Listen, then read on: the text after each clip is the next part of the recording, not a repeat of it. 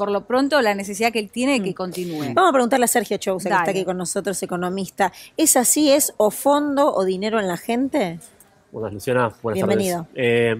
A ver, sí, coincido con la evaluación de que el programa con el fondo se tiene que resolver. Tenemos que ir a un nuevo programa que sea más sostenible. Y patear el tablero hoy no es una opción. Me parece que ningún actor del Frente de Todos, de la oposición tampoco, está planteando una postura disruptiva, que eso pueda ser la solución. La cuestión, obviamente, es cómo implementarlo. Es verdad que ha habido un proceso importante que ha transitado el actual ministro. Me parece que ha dado buenos resultados. La verdad es que todo el mecanismo de señales en materia del Fondo Monetario a lo largo de estos casi 2 años fueron positivos. De hecho, le ha sacado comunicados al fondo muy en línea con la postura argentina. Falta ponerle el broche de oro, ¿no? Obviamente. Y eso, la verdad es que uno desde afuera no sabe cuánto tiempo puede llegar a tardar, pero me parece que no estamos tan lejos como estábamos a fines de 2019, ¿no? Y la premisa sigue siendo la misma, un acuerdo que sea sostenible y que dé los mejores resultados para la Argentina sin patear el tablero. Bueno, interrogante sobre el futuro de Martín Guzmán. La tenemos en comunicación telefónica a Estefanía Pozo, que tiene información. Estefi, ¿cómo te va? Buenas tardes, ¿cómo les va? Luciana y Adrián, buenas tardes. Te diría que la clave de lo que está pasando ahora en el Ministerio de Economía es hermetismo hacia afuera y orden de seguir trabajando hacia adentro. Esas son las dos cosas que pude recabar desde el entorno del ministro. Por supuesto que no responden a si el ministro presentará o no la renuncia. Las miradas están puestas en este momento en él, después de la reaparición del resultado electoral del domingo, junto a Alberto Fernández, hablando sobre lo que Martín Guzmán considera más importante, que es, o por lo menos central en su gestión, que es la estabilidad macroeconómica, ¿no? La relevancia que para el ministro tiene todo lo relacionado a lo cambiario, a la estabilidad y la tranquilidad de la economía, en un contexto en el que se le están demandando otras cosas además de lo macro, ¿no? Lo micro, y de qué manera los bolsillos también están pidiendo en las urnas, y se replica, digamos, en el resultado electoral otra serie de medidas. Pero insisto con esto, el ministro no hace un comentario sobre si Guzmán presentará o no presentará la renuncia de la misma manera que el resto del gabinete. Bien, importante información. Ahora, recién decía Estefanía, tengo entendido por información, por lo que he consultado, que Martín Guzmán es reacio a inyectar dinero para que se pueda recuperar el consumo interno. Ahora, esto no tiene una traducción, ¿esto no significa ajuste? No, en realidad, sí corrijo, porque no es que el ministro es reacio a inyectar dinero. Creo que te diría que lo que piensa Guzmán es que hay un tablero en el que hay que tomar decisiones de manera integral. Entonces, inyectar dinero tiene sentido de una determinada manera. El tema es cuáles son las velocidades y la manera en la que ciertos equilibrios producen desequilibrios en la vida de las personas, ¿no? Una cosa es estar manejando los números a nivel macro, y otra cosa es cómo eso incide en la vida cotidiana de cientos y de miles de personas. Creo que eso es lo que se le indica al ministro, mucha mirada macro y poca mirada sobre lo micro, ¿no? Porque los resultados, por ejemplo, en el tema de la brecha se puede ver, más allá del movimiento del dólar en las últimas semanas, lo concreto es que hubo cierta estabilidad, por supuesto que acompañada por un ingreso de dólares inédito gracias al precio de los commodities, internacional de los commodities. Entonces el dólar se mantuvo relativamente estable. Hubo una serie de medidas que también acompañaron ese sentido, que es lo que vos decís, es una conducta fiscal, un apriete de los gastos, sobre todo hasta el primer trimestre, que cuando vos lees los informes, por ejemplo, de la Oficina de Presupuesto, lo que hace hincapié en la Oficina de Presupuesto del Congreso es que era por dos motivos principalmente: por la baja en la jubilación, es decir, no la baja en las jubilaciones, sino por una merma en el gasto de jubilaciones y también de salarios de los trabajadores públicos. Esos eran dos ítems importantes en la reducción del gasto. Luego tenés menos partidas en la seguridad social y eso se traduce en la vida de las personas. Podés tener más estabilidad, pero también lo concreto es que después de una pandemia esa decisión tiene riesgos políticos, ¿no? Bueno, lo estamos viendo. Estefanía, ¿vos considerás que las medidas que se tomaron y que se van a anunciar también mañana por parte del Gobierno Nacional son medidas en las que Martín Guzmán está alineado? Es difícil saberlo porque el ministro no deja trascender nada, entonces es difícil interpretarlo a Guzmán. Lo que te diría es que seguramente tenía el presupuesto cerrado y que si se tomaron decisiones de ampliar determinadas partidas presupuestarias, tiene que haber trabajado en modificar los planes ya hechos, ¿no? Pensemos que el presupuesto lleva mucho tiempo de elaboración y un cambio de último momento es realmente mucho trabajo. Me da la sensación de que sí está en línea con el concepto, pero quizás las diferencias de Guzmán podrían estar, por lo que entiendo de haberlo escuchado sucesivas veces, en la manera en la que eso se implementa. Está claro, Estefanía, el mensaje de la sociedad, ¿no? El domingo, que fue exclusivamente económica. Bueno, después podrá haber otras razones. A ver, el quiebre del contrato moral del presidente con parte del electorado por lo que ocurrió en Olivos, pero creo que en definitiva la gente el domingo cuando va a votar, la ciudadanía presenta una disconformidad por el rumbo económico. ¿Le alcanza al presidente de la Nación y al gobierno de acá a menos de 60 días a hacer una modificación en cuanto a la mejora del bolsillo de la gente? ¿Cómo lo logra eso? No, en ese sentido yo soy de la idea y creo que varios son de esta idea, digamos, no soy la única que lo dice, ¿no? Las medidas coyunturales puntuales no van a responder a una demanda, lo que se necesita es un relanzamiento, una promesa de gobierno, lo que tanto le demandan desde determinados sectores, un plan, algo más concreto que pueda verse como algo continuo, no como algo. No se necesita un relanzamiento electoral, se necesita un horizonte de gobierno. Me parece que una serie de medidas aisladas que no hablan de un programa no se van a entender como algo distinto a lo que está bien haciendo la Administración Nacional. Con lo cual, si es un aumento, por ejemplo, del AUH, un bono y adelantar el Consejo del Salario Mínimo, la verdad es que eso luce bastante poco. Luce una lectura bastante deficiente de lo que realmente está sucediendo a nivel social. Me parece que lo que hace falta es un horizonte, ¿no? Lo dice muy bien y está sentado ahí Jorge García, me parece que está muy bien la editorial, la etapa editorial hoy de ámbito financiero. Ahí me parece que hay una clave interesante, bien, ¿no? Bueno, muchas gracias, Estefanía. Por ahora, Martín Guzmán no puso a disposición su renuncia al presidente Alberto Fernández. Estefanía Pozo, muchas gracias. Hasta luego. Día político muy pero muy fuerte, muy imponente, que se impone en la agenda nacional a partir de presentar la renuncia de muchos dirigentes políticos de la República Argentina, pero también un día político, económico, trascendente a partir de las decisiones que se toman en el gobierno nacional y pensando en lo que ocurre con la economía en la República Argentina. Vamos a sumar a la mesa porque está Sergio Chousa, a quien recién lo presentamos, y también se suma Ariel Korenberg, economista, está Darío Ganio, para analizar cuál es la situación de la Argentina. ¿La solución es ponerle dinero al mercado, ponerle dinero a la gente? Lo que sucedió en las PASO fue una catarsis colectiva que yo asumo como positiva, en donde no se votó a la oposición, sino que se votó contra el gobierno. Y las consecuencias de la gestión de este gobierno y la magnitud de los errores de este gobierno profundizaron la magnitud de los errores del gobierno de Macri. Como todo el poder está concentrado en las manos del presidente, así como en la gestión Macri, y se ha loteado la gestión económica en más de 8 ministerios, así como en la gestión anterior, y se implementó una política monetaria muy similar a la de la gestión anterior, tenemos las consecuencias que tenemos. La probabilidad de cometer grandes errores de política pública cuando vos tenés el poder súper concentrado en una persona como presidente actual, Alberto Fernández, es muy peligroso institucionalmente porque ya no hay ministros fusibles que echar, sino que las asume todos los costos políticos la figura de Alberto Fernández.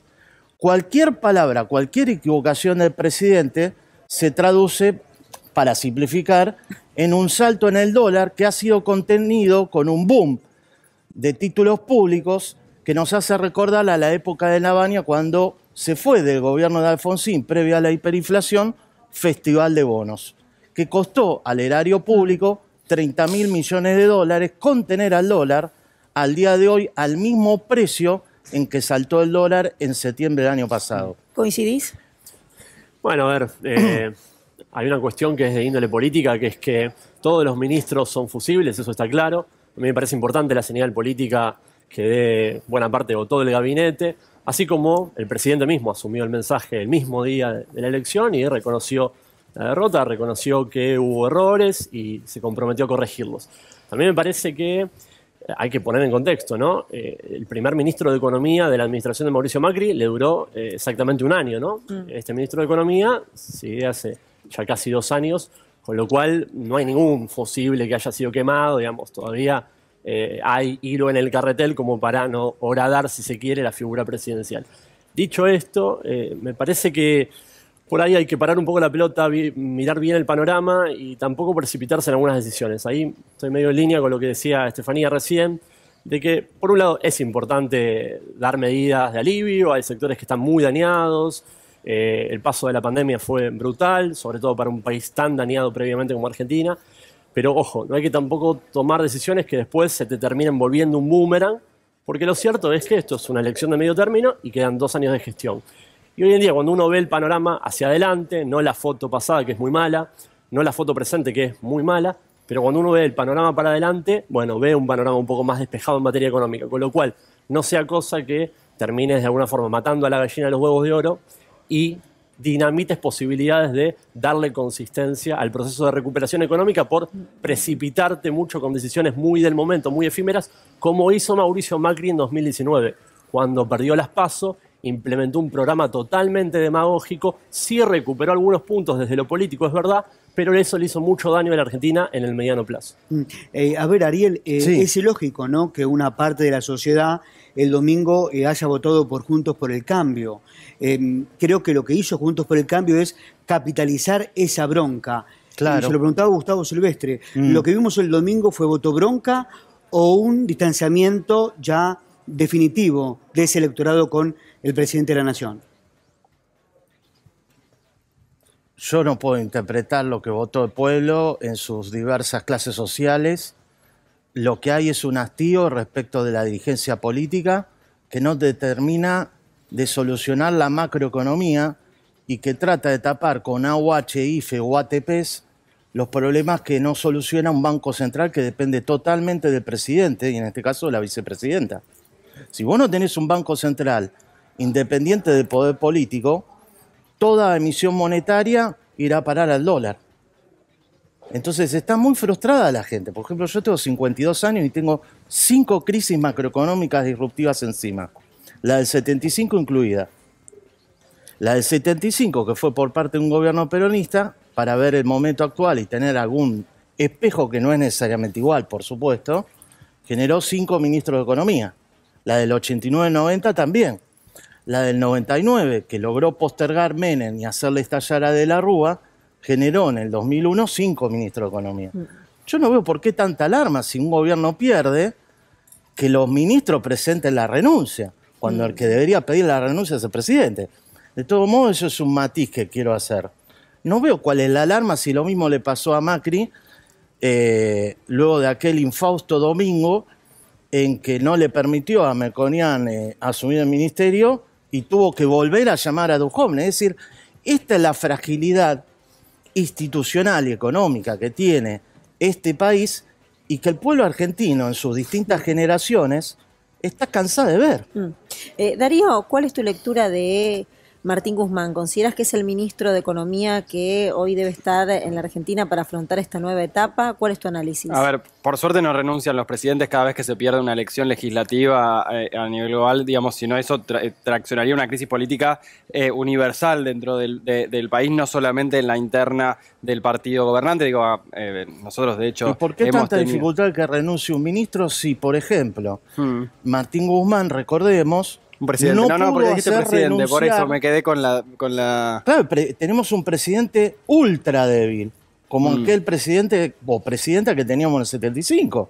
Ultra débil.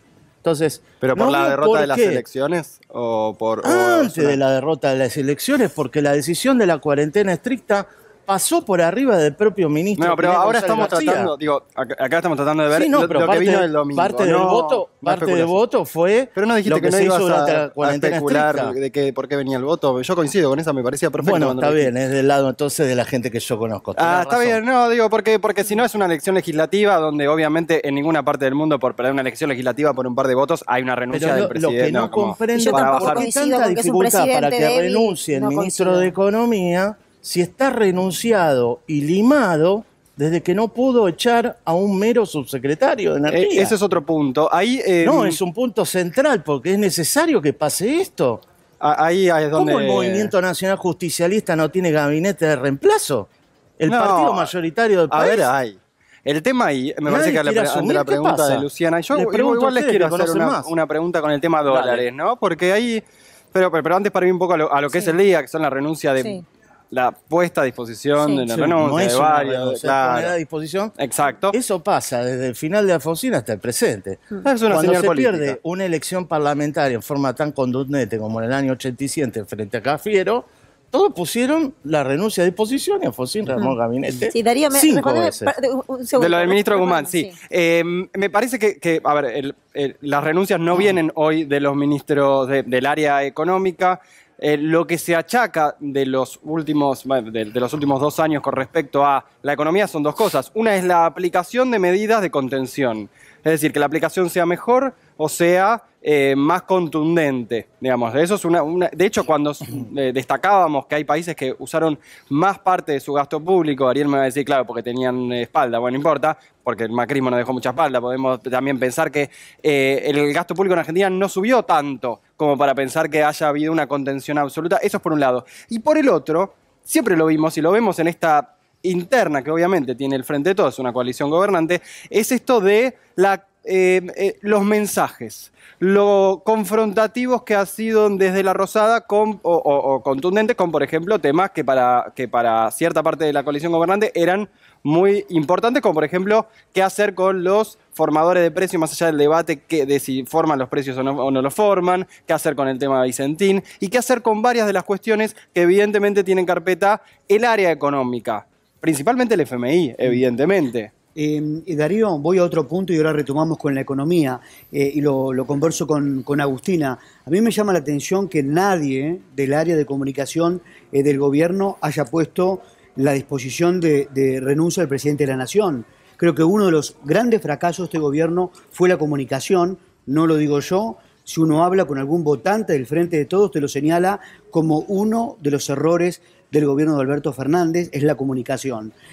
Por la información que tenemos, nadie de comunicación puso a disposición la renuncia a esta hora. No, por el momento no. A ver, de vuelta, todas las señales indican que van apareciendo de a poco todas las disposiciones de renuncia, pero hasta el momento no hay ninguna señal desde la vocería de que eso fuese a suceder, ¿no? Me parece que va en ese sentido y que es algo que se señalaba, lo decíamos permanentemente, y también, a ver, si bien muchas cuestiones quedaron relegadas por la pandemia, da la sensación también de que falta promoción de actos de gobierno, pero que llegue ese mensaje. Cuando nosotros vemos, por ejemplo, al presidente en un lugar, a una ministra inaugurando o destacando algún evento público, en definitiva, no se termina de comunicar qué impacto va a tener en la vida de la gente eso que están presentando, ¿no? Porque todos los días se hacen Agustina, cosas. hubo anuncios importantes en la pandemia que pasaron desapercibidos. Completamente. Y eso es un error de comunicación. Mismo el último caso,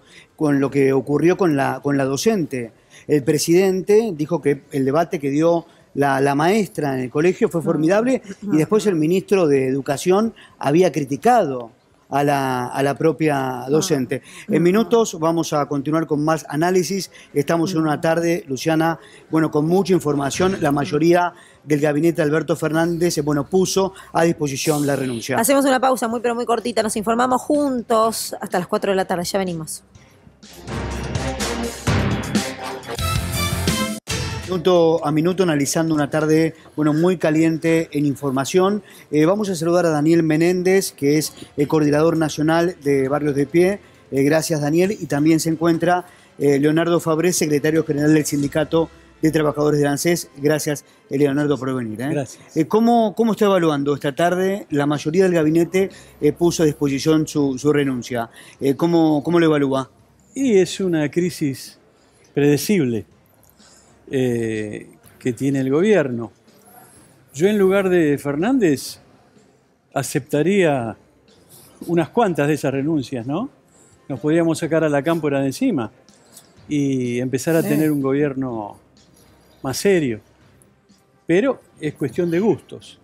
Si él aprovechara esta oportunidad, saldría fortalecido y se sacaría esas presiones que tiene, porque parece ser que a Fernández le quieren hacer pagar el costo de la derrota. Y acá la derrota es de la cámpora, fijémonos, donde está la cámpora se pierde siempre. Pero la cámpora es parte importante del Frente de Todos. Sí, pero no, es una parte que figura como importante. Pero la cámpora es muy destructiva para el Frente de Todos.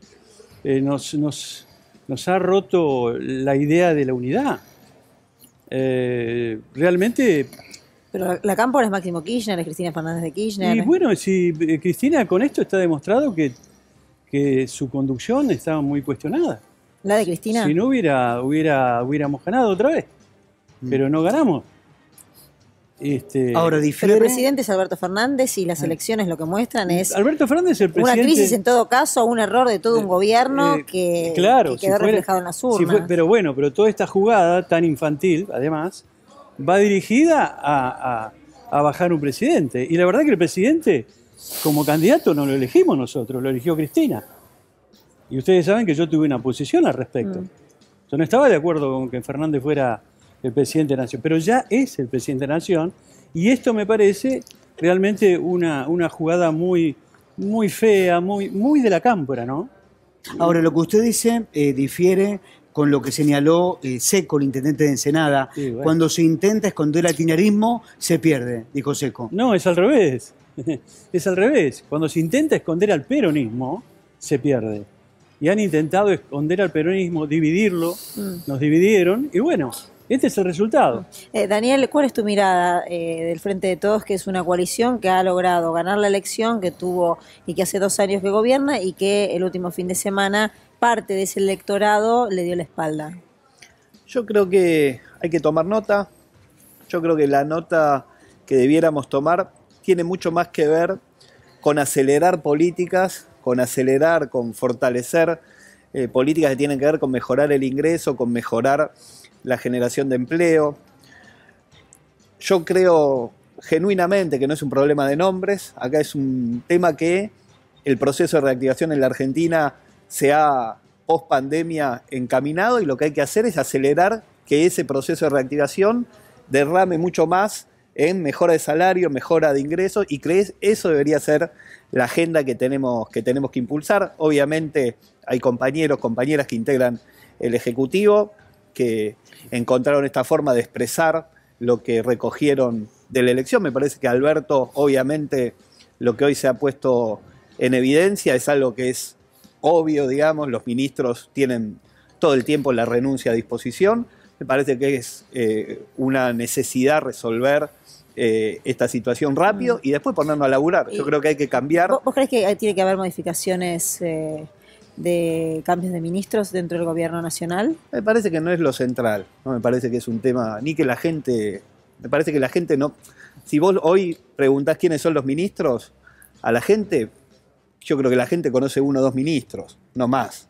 Acá el problema es que la inflación está en niveles muy altos, que los salarios están por el piso, que hay que mejorar mucho más el poder adquisitivo de los ingresos, y sobre eso hay que ponerse a trabajar, Creo que en eso hay que fortalecer las políticas de Estado y creo que ahí la militancia tenemos una tarea enorme que es ir a buscar la regeneración de esperanza. Yo creo que nosotros construimos una enorme esperanza de dar vuelta a una página neoliberal en la Argentina, que la pandemia nos retrasó una agenda vinculada con el trabajo y la producción y que tenemos que acelerar el proceso que hoy ya está en marcha de generación de laburo. Ahora, según Fabré, ¿se revierte la elección con menos Cristina en la campaña?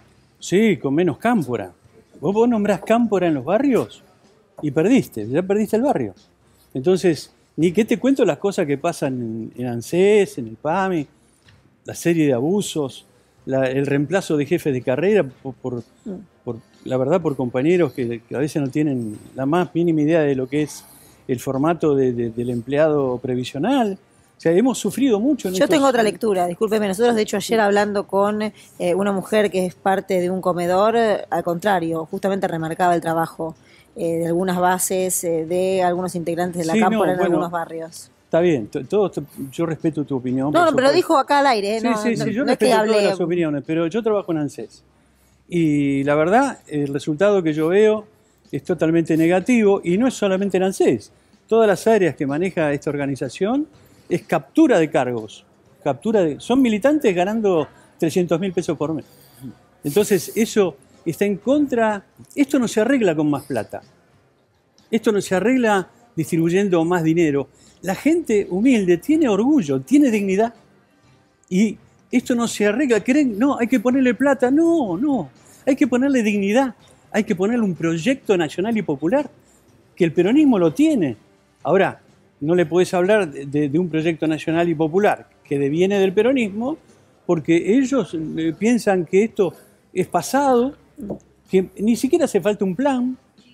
Entonces, empobrecer a la Argentina realmente ahora, Fabré, es cada vez más insoportable. No todos perdieron el domingo, si me refiero al Frente de Todos, perdió Cristina por su vinculación con la provincia de Buenos Aires, pierde Massa porque pierde en Tigre, Cristina, y también pierde el presidente, pero no pierden todos los socios políticos. Claro, por supuesto. El Frente de Todos. Sí, perdemos todo, inclusive nosotros también, todos los que somos parte del Frente. Yo dije desde hace mucho tiempo ya, lo que pasa es que es la primera vez que vengo a televisión después de la pandemia, dije que en el Frente de Todos no estamos todos. Y de movida pasó eso. Entonces, en el Frente de Todos están algunos. Bien, si era eso, bueno, dejémonos conducir por los algunos. Bueno, hasta ahora fue un desastre. Ahora, culpar nada más que al presidente me parece una cobardía. No, por supuesto que es multicausal la responsabilidad. Ahora, Sergio, ¿vos considerás que es solamente un sector que uno puede endilgar la responsabilidad de una elección y de un gobierno que todavía no termina de llegar a la gente? La aclaración es que en algunos lugares donde hubo internas en lo político el domingo, ganó esa agrupación, ¿no? La Cámpora ganó en Lanús, por ejemplo. Pero más allá de eso, yo estoy en línea con lo que decía Daniel, de que no es una cuestión de nombres, ¿no? Vos podés cambiar una figurita, están todos a disposición del presidente y es sano que así sea. Ahora bien, me parece que lo que se plebiscitó negativamente, el mal resultado electoral del domingo, no fue producto de una evaluación crítica sobre el rumbo estructural que propone esta administración. No está en jaque, no está en juego si queremos más industria o menos industria, si queremos transitar un proceso de desendeudamiento o queremos volver a pedirle plata a lo loco al Fondo Monetario. Yo creo que lo que se plebiscitó negativamente, lo que tuvo un mal resultado el domingo, fue por resultados. Y esos resultados hay que leerlos en un contexto. La verdad es que es verdad, como decía Daniel, en 2019 la población argentina votó por una esperanza, la esperanza de salir del neoliberalismo, de volver a tener una Argentina basada en la producción, en el mercado interno, y obviamente la pandemia interrumpió ese proceso. Hay que entenderlo. Y además en el 2019 gana el gobierno sabiendo parte de la sociedad que también estaba la Cámpora. Por eso ahí vuelvo a usted. En el 2019 gana el Frente de Todos y la sociedad sabía que estaba la Cámpora. Éramos una unidad. Estaba todo el movimiento obrero. Hoy, ¿dónde está el movimiento obrero? Sí, ¿podría acotar algo, sí, si me permite? Por supuesto. El movimiento nacional justicialista, como es típico, subsume su propia interna y la traslada a las elecciones generales. Como el último presidente peronista que ganó en las internas, que para mí es un rasgo positivo que haya ganado las internas, fue Menem, de ahí en más no hubo más internas democráticas dentro del justicialismo, nos trasladan la interna al conjunto del país, peronista o no peronista. Néstor también fue a la interna. Lo que pasa es que Menem no quiso. No fue interna, fue a elecciones generales. No hubo internas dentro del PJ. Las últimas que hubo fue en el año 88-89. Con Cafiero. Con Cafiero. Vos fijate que hablamos de décadas en que el justicialismo no se da un proceso interno democrático. De tal manera que para recordar lo débil que es el Pato Rengo, así le dicen en política, al presidente Alberto Fernández, que no es por la cuarentena, no es por la pandemia, ni siquiera por haber perdido las elecciones en la principal provincia peronista de conurbano bonaerense. Es Pato Rengo porque lo eligió a dedo, cual Isabel Perón le decían dedocracia, a Alberto Fernández, y Alberto Fernández ni siquiera pudo formar su propio gabinete porque se enteró que posiblemente ¿Pero cómo no era pudo formar su presidente propio gabinete? en mayo de 2019. ¿Cuántos meses antes de las PASO fue eso? Pero si se habla de un gabinete porteño y de un gabinete albertista, ¿cómo Alberto Fernández no va a poder formar su gabinete? No podía, en mayo de 2019, no tenía ni siquiera el proyecto en su cabeza cuando Cristina Kirchner lo llamó en la urgencia y armó esta estrategia exitosa. Es irnos muy atrás. No es muy atrás. Si es irnos muy atrás y de ese momento, además, ahora pasaron, discúlpeme, votado el Congreso la ley de emergencia solidaria, no hubiera podido hacer ninguna política económica de ajuste como hizo el presidente en conjunto con la Oficina de Economía liderada por Guzmán. Está hablando de algo hace 2 años. Entendamos Daniel, ¿hoy que qué no hay pasa? ministro de Economía en Argentina desde el señor Cavallo y Lavagna a la fecha y que es algo negativo que no haya ministro de Economía, es que no es así, porque no es la así. crisis se la está comiendo al señor presidente. Discúlpeme, no es así porque hay un ministro de Economía, porque no se mantuvo a lo largo del gobierno nacional y habrá que ver después qué pasa. Porque Guzmán no pudo Daniel, echar a su subsecretario. ¿Qué pasa ahora en las calles? ¿Qué pasa ahora con el pueblo? ¿Qué pasa ahora con la gente? Yo volviendo a lo que... No me cortes cuando dialogo porque me han invitado para dialogar. Pero yo lo escuché. Quiero resumir. También el resto de la mesa Ahora merece escuchar y merece hablar. Nadie conoce al ministro de Economía y aparte, discúlpeme, porque la conductora soy yo y estoy sacando un tema de actualidad y usted me está yendo a otro momento, entonces vuelvo al tema de actualidad. Si me permitís. No, pero ya lo dijo, Lo resumo señor. en lo siguiente. No hay ministro de Economía, la gente no lo conoce. Pero ¿cómo no hay ministro de Economía y le echa la culpa si al se llama señor Martín presidente Guzmán? Y la debilidad institucional es extrema, trasladada por el propio kirchnerismo al propio gobierno. No, bueno, ministro de Economía hay... Puede no ser de tu parecer y está perfecto que así sea. No pudo echar a su subsecretario, Sergio. Sí, a ver, bueno, pero esa es un poco la constitución del frente político, ¿no? El frente de todos alberga diferentes expresiones y es natural que así sea. La verdad es que a lo largo de estos 2 años, el ministro de Economía ha mandado al Congreso un montón de iniciativas, muchas fueron aprobadas. Por ejemplo, te voy a poner un caso, la ley para que ninguna otra administración pueda salir a los mercados a tomar deuda de forma irresponsable sin pasar por el Congreso. Bueno, eso fue una iniciativa del ministro de Economía, Sergio, eso pasó por el Congreso y se aprobó. La Constitución Nacional de 1853, ratificada en 1994. Macri no lo respetó. Ultra actividad legislativa no la habrá respetado, la tendrían que haber señalado. Sí. Está la Constitución Nacional, no hace falta ninguna ley. Macri no lo Toda respetó. decisión de endeudamiento y de aumento de impuestos debe pasar por el Congreso. Esa es la anomia que vivimos. Cuidado, hay que ver el bosque, ¿eh? Si vamos a ver el árbol nomás, nosotros esta interna del gobierno la tenemos que solucionar nosotros. La verdad, respetamos las opiniones, pero que no se compare el gobierno... Pero compañero, resuélvanla antes de ir a elecciones. Está bien, no, bueno, no le trasladen al costo de la sociedad. Ustedes no son ejemplo de nadie.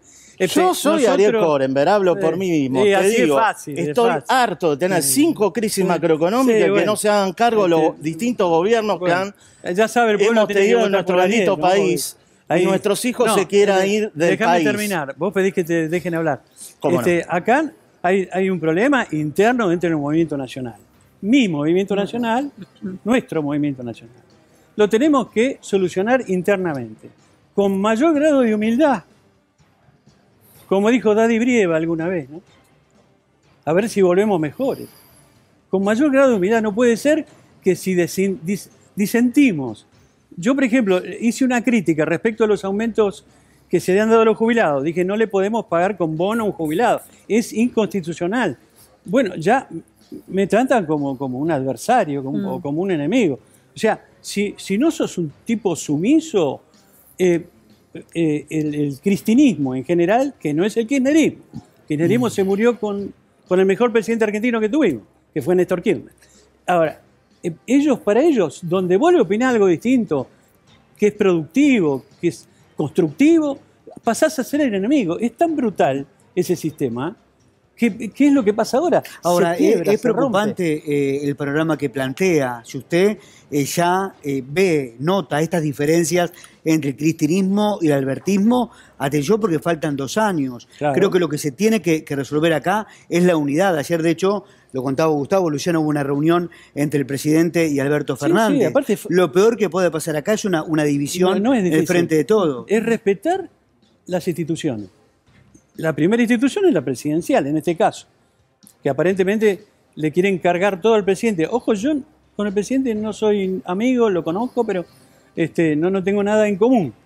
Es más, considero un montón de cosas respecto a su discurso y algunas cosas que nos ha hecho pasar vergüenza con sus dichos. Bueno, no importa, ya está.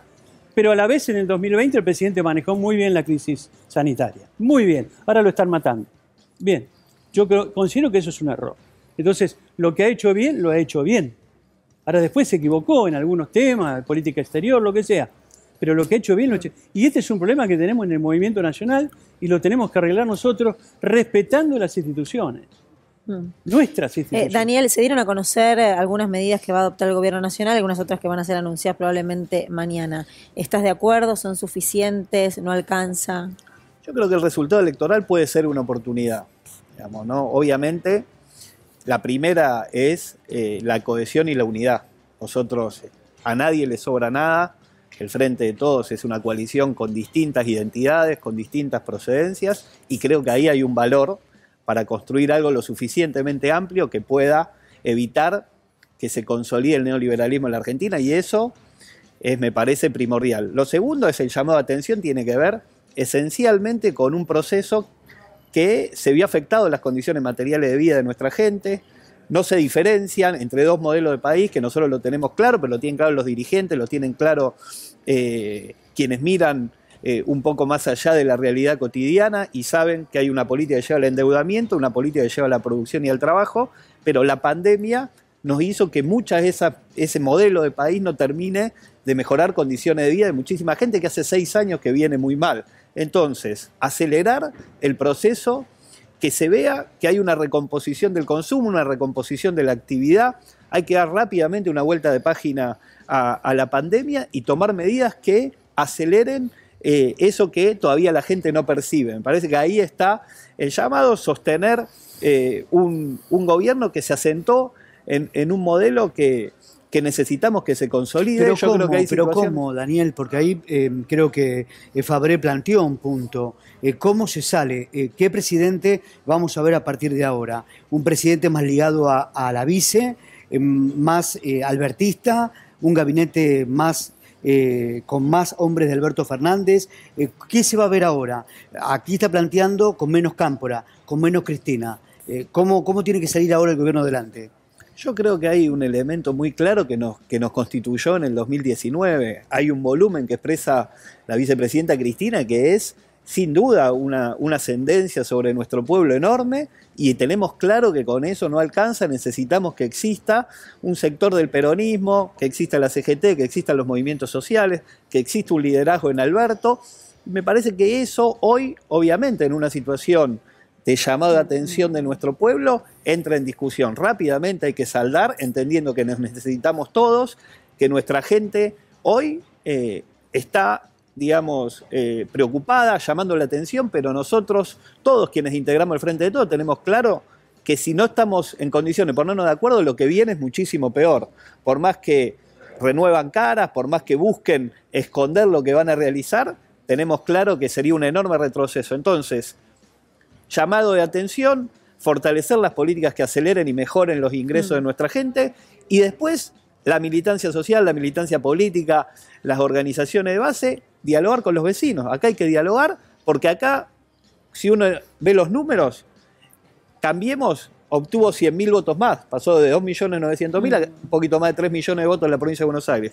Y nosotros, de cerca de 5 millones, caímos a 2.700.000, 800.000 votos. Entonces hay 2.300.000 votos que no fueron a Cambiemos, que no avalan volver atrás, pero sí que generó apatía, desesperanza, mucha gente que no fue a votar. Entonces nosotros, y es la responsabilidad principal, y es la responsabilidad que tenemos quienes conformamos parte del Frente de Todos, fortalecernos, que este llamado de atención nos sirva para fortalecer, para entender que nuestra gente hoy la pasa mal y hay que reconstruir esa esperanza y dialogar, estar con nuestra gente, reconstruir la esperanza, y me parece que ese es el camino. ¿Qué hay que hacer? Si vos tuvieses la potestad de decidir, ¿qué harías con la economía argentina? ¿Qué falta? Yo evalúo positivamente toda medida que acelere la recomposición de ingresos. Uno a veces dice, bueno, en promedio las y los trabajadores del sector registrado en la economía no han perdido poder adquisitivo con esta administración a pesar de la pandemia. Resulta casi paradójico, pero es así en los números fríos. Ahora bien, un promedio, ¿no?, es algo a veces poco representativo. Dentro de ese promedio hay personas que están mucho más retrasadas, con lo cual cualquier medida para fortalecer la recomposición de ingresos me parece que es importante. Ahora bien, me parece que de nuevo tampoco sin sobregirarse en sentido de hipotecar el mediano plazo, porque falta mucho y porque, Luciana, me parece también que podemos dar testimonio de que ese proceso ya empezó, ¿no? Eso que se está gestando ya empezó. Digo, recordemos las elecciones de 2019. En el momento posterior, la inflación fue del 5,9%. Eso no va a pasar ahora. La inflación de ayer fue de 2,5% y tenemos 5 meses consecutivos de caída. ¿Alcanza? Definitivamente no, falta muchísimo. Pero vamos, 5 meses de caída y 3 meses consecutivos en los cuales los salarios en promedio le están ganando la inflación. Falta muchísimo, pero me parece que podemos dar testimonio de que ese proceso acelerado ya empezó de a poco. Bueno, en sintonía con lo que preguntaba Luciana, ¿no? A ver qué faltó en el gobierno de Alberto Fernández en lo económico, pero ¿cuáles fueron los errores que tuvo el presidente en materia económica? Principalmente una erosión completa en la credibilidad de sus palabras. La inflación es producto de varios fenómenos, en el cual el traslado es monetario, por supuesto, pero se emite pesos que la gente no quiere porque desconfía en la palabra del presidente. Y el presidente se tiró varios tiros en los pies. Por ejemplo, por eso acabo de escuchar. Por ejemplo, pero explique. Pero explique por qué se tiró tiros en los pies. Ahora te lo explico. Lo que quiero reivindicar es gente que ha perdido sus familiares, me incluyo, en medio de la pandemia, y acabo de escuchar que lo más rescatable de la gestión de Alberto ha sido la gestión de la pandemia, donde muchos no pudimos enterrar a nuestros muertos o incluso al día de hoy dictar clases presenciales en la UBA. Al día de hoy. Estaba bien. Eso se traslada. Estaba bien porque era una época en que no se sabía nada. Hoy, enfrente, no había ningún tipo de información. Mis alumnos se están tomando birra. Yendo al partido de fútbol a ver a Messi y no permiten tomar clases universitarias durante 3 cuatrimestres y no permitieron enterrar a los muertos. Y si no sabíamos lo que mientras hacían actos políticos, todos. No, ustedes. Por Abigail. Ustedes no, yo soy Ariel Korenberg, yo hablo por mí mismo. Sí, pero sos un opositor. Y me trago. Sos un opositor. Soy tan argentino como vos, querido. Pero reconocé que sos un opositor. ¿Y qué me importa si soy opositor o oficialista? Pero a mí sí me importa. Porque ¿por qué me ponés del otro lado? Acá cada uno hay que definir. La columna vertebral del peronismo está destruida. Está siendo reemplazada por los gestores de los planes sociales. Y por lo tanto los municipios peronistas le dieron vuelta la cara a la cámpora, todos lo saben, por querer el asiento en la CGT y quedarse con las obras sociales a través de la señora Korefeld. Ese resultado es el que hoy se ve en parte. Y en la otra parte es el rechazo de la sociedad a la gestión de la pandemia y de la cuarentena, en donde la Pfizer llegó recién ayer, quiere decir que entregaron todos los Pfizer que nos habían dicho que no querían entregar para que Abigail o Solange no se mueran. O roban las piedras en homenaje de la Plaza de Mayo. Una falta de respeto total a la sociedad argentina, peronista y no peronista. Destruyendo el trabajo, la dignidad de los argentinos, bloqueando las pymes y no dejando enterrar a sus propios muertos, ni tener las clases que los alumnos y profesores queremos tener normalmente, A ver, Chousa. después de habernos vacunado dos veces por adelantado. Para eso hicieron la gestión para abrir las universidades. Pero ha pasado. Abran la universidad Ay, señor, pública no ya. grite, señor, por Pidan favor. A ver, Chousa, perdón adelante. a Abigail No, Ariel. y Solange. A ver, Ariel, Chousa. Tenemos una digo, escuela primaria con 45 casos de COVID hace 4 días. 61. ya. 61.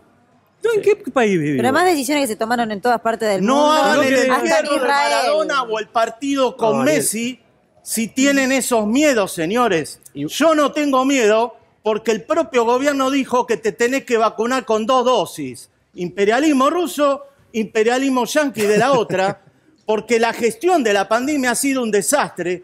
Compraron la Sputnik sin dar A ver, lugar Sergio, adelante, a porque tener no, la no segunda podemos escuchar. dosis Ariel, un minuto, de las Ariel. vacunas que Ariel, todo el mundo Ariel, un accede. minuto. Pero un deje minuto. hablar, señor, ustedes, por favor. una cosita sobre las universidades, digo, los que nos ven lo saben, las universidades son autónomas en su toma de decisiones, no tienen influencia del gobierno nacional, tienen un consejo superior que toma las decisiones, Pero y si si no está... forman No, no, parte del déjame. movimiento estudiantil, No, forma deje, parte del No, movimiento no, no, deje hablar porque Si la usted ya UBA habló y se expresó. También merecen los otros invitados Sí, a dar te sus dejo hablar, pero opiniones. dialoguemos, Como- porque si como no parece un docente- diálogo. Pero si usted no sin permite debate. dialogar, tampoco. Pero por supuesto, ¿Cómo? pero permitime No, si yo dialogar. quise meterme para dialogar Por el fin tema de las tengo escuelas, oportunidad de dialogar ahí con está, y me Sergio está, Chousa. y me está hablando encima. Dale. Ariel, coincido Sí, dale. como docente de la Universidad de Buenos Aires, igual que vos, que me encantaría volver a tener la presencialidad, pero es una definición que toma el Consejo Superior de manera autónoma.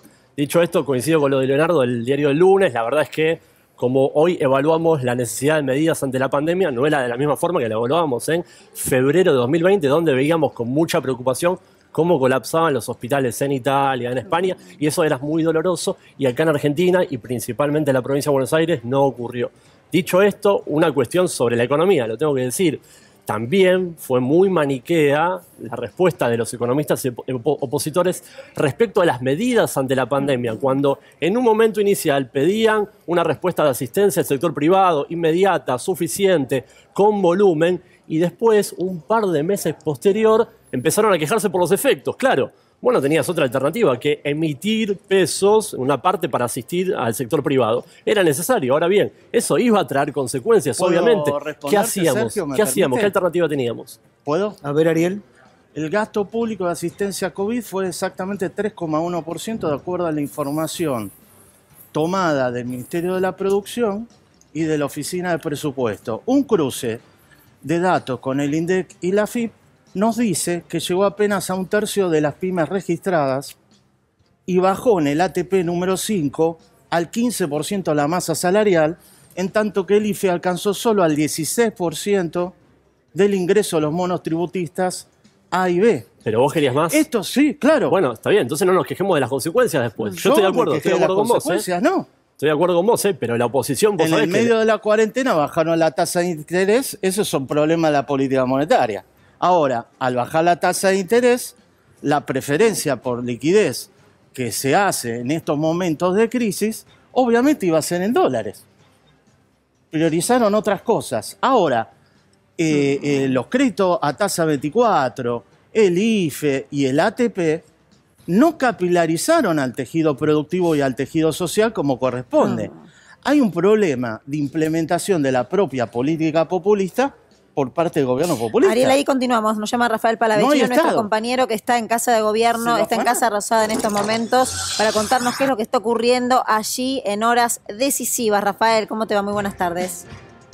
Luciana, Adrián, buenas tardes. Horas decisivas para el gobierno del Frente de Todos. Esta tarde también en la sede del Frente Renovador, 17:30, reunión de Sergio Massa con los funcionarios y ministros también que forman parte de la coalición gobernante, y se están esperando decisiones. El presidente fue rumbo a la Quinta Residencial de Olivos. Esta mañana realizó un acto junto a su ministro de Economía. Resta saber qué va a pasar para ordenar la información. Tiene a disposición la renuncia de todos los miembros del gabinete que son del riñón de Cristina Fernández de Kirchner, y resta saber qué decisión va a tomar Alberto Fernández.